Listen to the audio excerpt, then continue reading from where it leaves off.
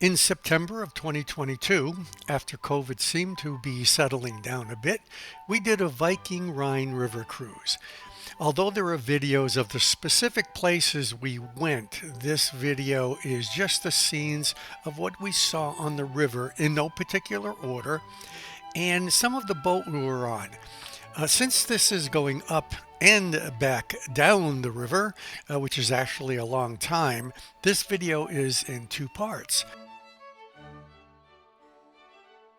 There were sheep grazing, and I guess this was the cows' day at the beach. They're taking advantage of the sand, which usually isn't there.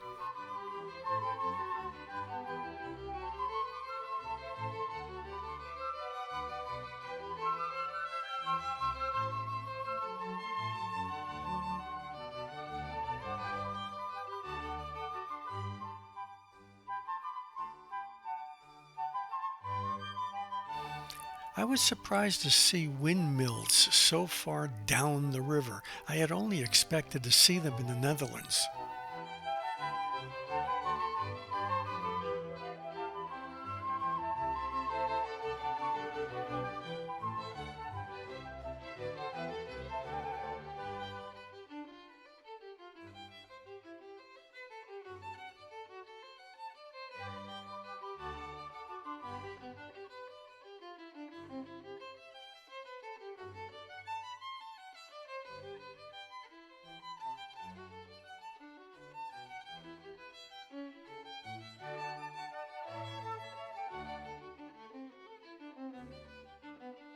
The chef actually grows some of his own stuff on the boat. Yeah, I know what it says.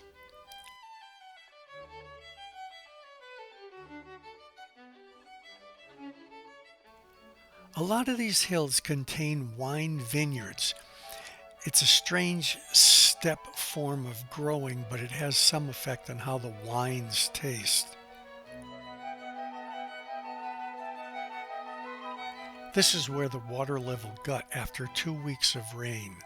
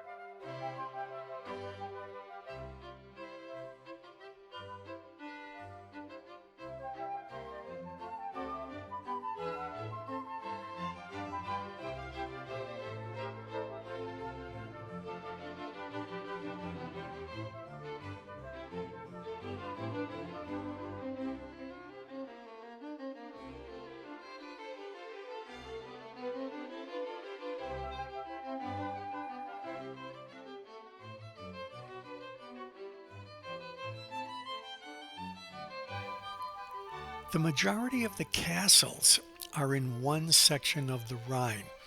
Many switched hands or were blown up and rebuilt repeatedly by either the French or the Germans. Many of them were specifically built not for war, but for collecting fees for traveling on their section of the river. There are all kinds of stories and myths, from long lost loves to tyrannical revenges to young maidens throwing themselves off the cliffs to avoid an unwanted arranged marriage, sirens luring captains to crash on the rocks. It's really entertaining, and had a really good tour guide. He really loved his work. Sorry, there's no blue sky, but like I said, it was overcast and rained almost every day. But the Rhine needed the water.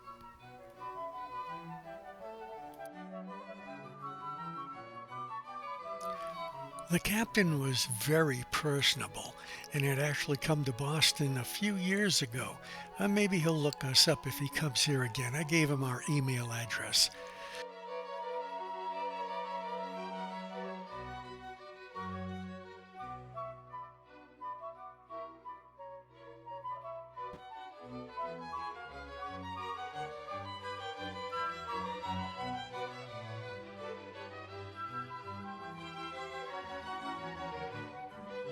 Even with all the traffic, there was no wave movement of the boats.